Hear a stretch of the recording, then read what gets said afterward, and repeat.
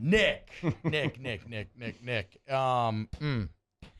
So I read your piece today, and it was after I kind of had put some of my thoughts down, and it feels like we arrived at a very similar place. I don't put words in your mouth, but like I'm not expecting anything from this team now this year. You did not say it this way, but in my opinion, like maybe if I was holding out some sort of hope before this game, now I'm not really entertaining ideas of winning a bad South or finding ways to the playoff. In fact, I don't know if I'll really choose the Saints in any like game going into it. I'll be happy when they do win, but like it feels for whatever hope you gained last week, it feels like that hope was pretty soundly snuffed out last night. I think it was a sobering game. Yes. I guess is Yes. probably how I was trying to put it. The highs are going to come, the lows are going to come, but in the end, like this is who they're going to be. Like they just aren't a good enough team to really have sustained success, I don't think. And look, I'll probably pick them this weekend against Pittsburgh because they probably should still beat bad teams. That's contingent upon the health of Pete Werner, Marcus Davenport, Eric McCoy, which, Ugh. I don't know how those situations are going to go. See if Marshawn's out there, Jarvis is out there. Like if some of those guys are healthy, I think they could still win this game. But this idea that I think that we were holding out that like, well, they could figure it out. There's enough talent here. Everything could click. They might become something. They might put it all together and become this fully formed beast and get hot and get running in the playoffs. And you never know. Like I don't think that's probably gonna happen. I just don't think that they're good enough. I don't think that they're consistent enough. Things like tackling is a continued issue over and over and over and over. So at this point, I don't expect any of that stuff to get fixed and for them to become anything more than kind of what they are right now. They played 9 games. So Yeah. this idea of like a hidden door B that they could still maybe prove it. Like, no, the sample size is pretty big at this point. And the issues that we're seeing in week 1, we're still seeing in week 9. So I think it's just going to kind of be a inconsistent bad team in a bad division that's still alive because everybody else around them is just equally as bad. So the reason that we aren't burying them right now isn't because they're staying alive. It's because nobody will kill them. Yeah. Nick, what's the biggest issue? We were talking about it before the show. Obviously, you've got injuries and you've got things, free agent signings that haven't been what you thought they would be. Maybe even guys taking a step back from year 1 to year 2. But in your opinion, what's the biggest issue for this team? It's just the fundamentals still, man. Like the fact that they can miss 12 tackles in a game after missing 11 in another game, 10 in a game, 12 in another game. Like, how does this keep going on? I'm a little confused by it. I kind of get it a little bit in this game. Tackling Lamar Jackson's a little bit different than tackling anybody else in the world, probably. But the fact that it is a consistent issue and that we keep seeing it game after game, that's kind of a little bit harder to make an excuse for. So it just kind of becomes part of the bigger picture of it.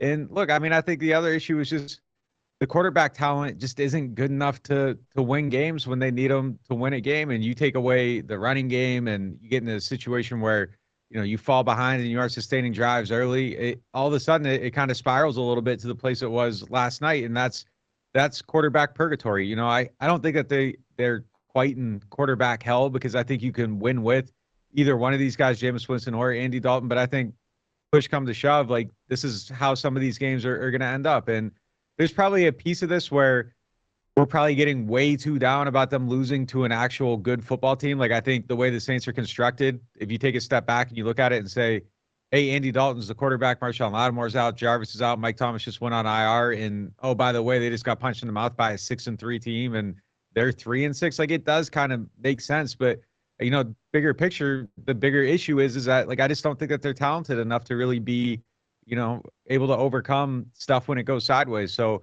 that's where they're at. Some of the acquisitions, I would agree with you. I think the safety play hasn't been at all what was expected. I think there was an element of an expectation of them maybe giving up more big plays and not quite being as sound in the back end, sacrificing, going from Marcus Williams to Tyron and Marcus May because, he was the ultimate eraser, but May and Matthew were supposed to be difference makers who, got more turnovers and kind of brought more dynamic elements to that position. And I thought they blew like 3 coverages last night. I'm going to go through and watch the game again. I haven't really had that opportunity, but more so than stopping Lamar. I thought the bigger issue was that guys were just running wide open like multiple times, and one of those plays was a touchdown. They got sucked in on a good fake there, but there were two more that I saw where it's just they were confused and didn't know what to do, and guys were running wide open.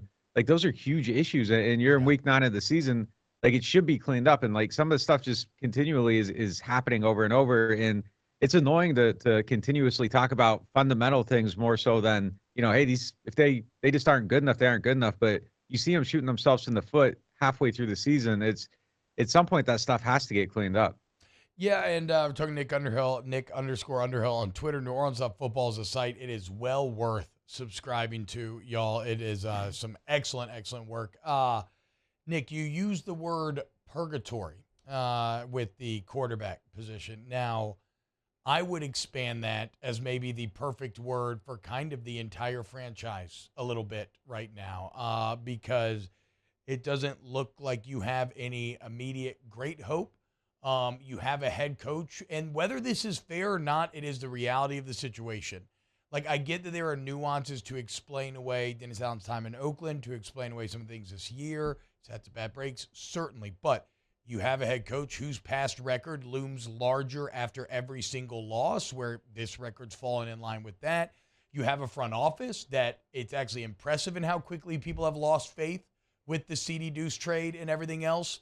You don't have a quarterback. And then the icing on the crap cake is you don't even have a first-round pick. Like, this feels pretty purgatorial right now from where we're sitting, no?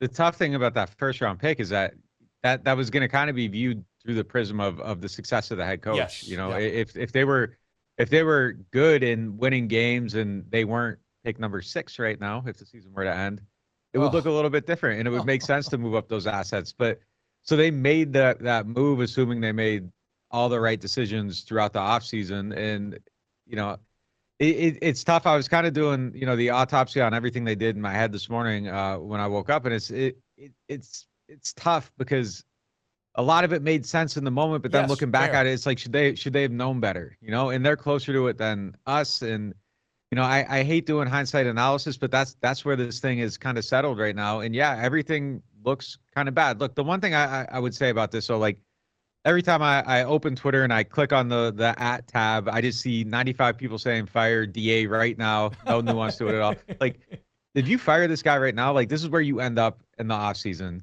You are in a position where you're not hiring anybody that anybody else desires, right? So like if you fire him and you're talking to a coach that has 2 options, he's picking the team that didn't fire its last head coach 9 games into his tenure. And you're going to have a really hard time building anything out. You're going to look extremely unstable, and you're going to end up with unwanted people. Maybe you get lucky and maybe you outsmart everybody and you're the one team looking at one person and you bring him in and he succeeds. But that's probably not what's going to be the case.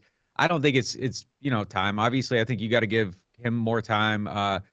You got to try to build a program, see what happens, see how this season plays out. Like all that stuff is way too premature, but they have stumbled to the point where these conversations, I can't look at them and say like everybody's insane for thinking things are going bad, because things are going really bad right now. And yeah, I mean, not having that first round pick is really, really tough, especially considering the situation they're in. Does Sean Payton go somewhere? Look, he said last night on TV, him and Lamar might be free agents, and everybody got really mad about it. That would actually be the best case scenario, because if he goes somewhere and he's tied to one of these quarterbacks, they're probably way more willing to give up their first round pick to get Sean Payton and Lamar Jackson. So like you should be cheering for one of these power duos to come together, because maybe that's the Saints' way out of this quarterback situation. Nick, I got an idea. Following in the footsteps of a man who's in the upper quartile of the upper quartile.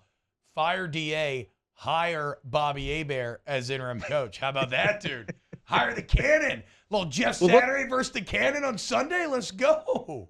Look, man, the comp here would actually probably be you, because you're an O lineman, no coaching experience, and they hire you. But I will say I was watching you guys during the break, and Jake throws a better spiral than you, so I might go with Jake just based off of how he throws the ball. Like you got to get those good throws back at practice. No, okay. First off, no. Do not use anything. Yes. That is false. That is false. Not false. That is completely false. T-Bob, your hand can't even get around that ball. That's okay. Look, there's a lot of Joe Burrow's a 9-inch king as well. He throws a pretty ball. Okay, so y'all can back right. Yeah, but he's not off. left-handed. That's always awkward. God, I would love it if Cannon was interim head coach of the Saints. Can you imagine the post-game press conference if Cannon was the head coach? It'd be epic. Win or lose, it'd be epic. Okay, let's move away from the Saints for a minute though, Nick, because you've covered the NFL your entire adult life. That Jeff Saturday move. I love Jim, right? I love that Jim Irsay's probably the one who really, he was one of the main people in kind of finally getting maybe the commies on the right track here in terms of ownership. But like, oh boy, Jim is really pushing the envelope here, huh? Like, what do you make of that decision?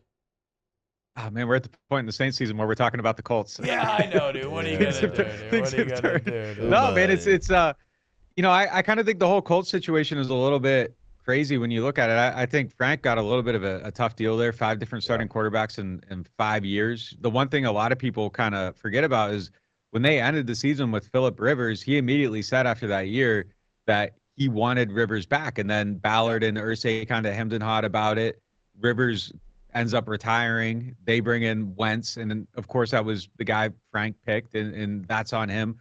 But when they are having successful drafts and things are going well up there and everybody's talking about how brilliant their front office is, Chris Ballard is extremely available to the media and taking credit for how he scouts and explaining that stuff and taking people behind the scenes. And he wants everybody to know the process. And then when things go bad with the quarterback decisions, the head coach gets fired. And I think that's a little bit tough. And they tell him, hey, like Matt Ryan's not playing anymore. Sam Ellinger is going to be your starter. That's a decision that seemed like it came from ownership. If you kind of, read between the lines on how everything played out, and then they can't score points because they got a 6th-round pick at quarterback. Well, Matt Ryan's sitting on the bench, and now they hire, a former offensive lineman who I think I read has high school coaching experience a little bit. He coached at Hebert Christian Academy in Georgia. Not to brag.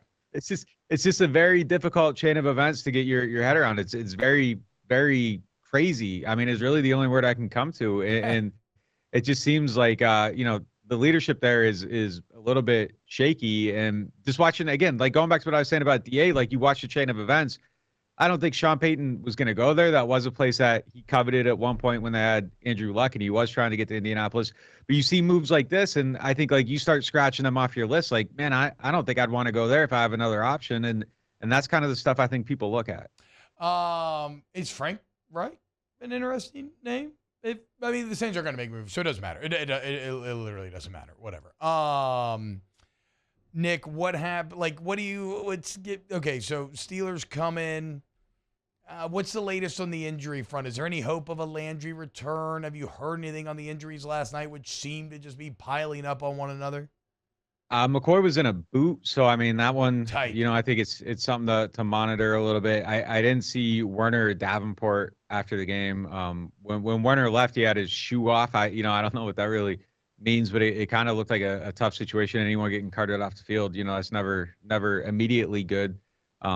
We'll make some calls and try to figure out some of that stuff today. Landry practiced last week. He took a couple reps on Friday. I thought it was pretty apparent that he wasn't going to play by the end of the week, but he's out there and he's doing his thing. So maybe we haven't seen Marshawn at all. That was supposed to be like a 2 or 3 week injury. The kidney bruise seems like it's much more serious. I mean, given the length of time, it's a little confusing to me. I kind of laugh a little bit when people are like, I like these IR moves, but like it's multiple now. So like if you have one guy that you don't put on IR so that you have the flexibility of, okay, maybe he beats this timeline, but it seems like it's kind of going on with everybody and they're all well exceeding that 4-week timeline. He's another one. I mean, it's just, there's a lot of stuff going on right now that's just, it's tough given the situation there. And maybe none of it's really anyone's singular fault. Maybe it's all bad luck, but it just feels like there's a lot of these little things going on right now that are open for criticism. And it just feels like that's another thing that's maybe not as tight as it should be right now. I mean, if we fast forward to the offseason, Nick, I mean, you're going to have a head coach that a lot of fans are going to want gone, as we've mentioned. You're going to have a situation where you probably need a quarterback, but you don't have a draft choice unless Sean Payton gets traded as the head coach. So that situation as well And then you got the Michael Thomas stuff. Like, what happens with Michael Thomas? Will he ever be in a Saints uniform again? Does he have any trade value? Like, so you've got a lot of things in the offseason that are going to be kind of a dark cloud over your franchise. Yeah, you're definitely right. You know, the thing that cures all this stuff is winning a few games. People aren't at DA's neck. If they can finish the season looking competent and like they got things together, when one of these veteran QBs shakes free, now your success and roster maybe recruit somebody into the building. It eliminates the angst about the Philadelphia pick. And the Mike Thomas situation, that's one that I don't see a resolution there. Look, maybe they again, if they win though, like maybe Mike looks at the situation and says, okay, I'm not going to play here for $15.5 million. I'm not playing anywhere for $15.5 million, but I will take a pay cut to stay here in the system. Things are going forward. I'm comfortable here. I can have success, and they got it, this QB or whatever, maybe then he decides to do that and reestablish his value and then hit the market a year from now. But if they don't win games, like everything spirals, and I think everything's on the table. I think it becomes a lot harder to sign free agents. This becomes a difficult destination. One of the things that's probably underrated with Sean Payton is just, success recruits players. Basically, like guys want to come here because they think they're going to do well. It's going to enhance their value. They're going to have a chance to win. That's over if you have bad seasons and it looks like a situation in disarray. So they got to start winning some games. And I think the idea of them making the playoffs, like what does that really mean at this point? Like if they get in there and they get beat by a good team because they were the one crappy team in a crappy division that was able to win 7 or 8 games, like that doesn't really mean anything, but I think it does quell a lot of the stuff that's going on. And you win 2 games in a row, all of a sudden your season feels like it's back on track. Like they had the great win against the Raiders. If they managed to win last night, like the conversation today is drastically different. Yes. Just kind of given the circumstances of their division and everything. So they can turn this, I have trouble believing that it's going to happen. And I don't think it, like I said, I don't think it means anything big picture, but they can get into a place where like the season can end and everything doesn't feel horrible, but it also might not feel great, but they can get rid of that, kind of just super, super dark cloud and maybe just exist under like a partly cloudy day. Yeah. Nick Underhill, Nick_Underhill, NewOrleans.football is the site. Again, I can't recommend it enough, y'all. Nick, thank you so much, man. You have a great day. Yeah, take it easy, guys.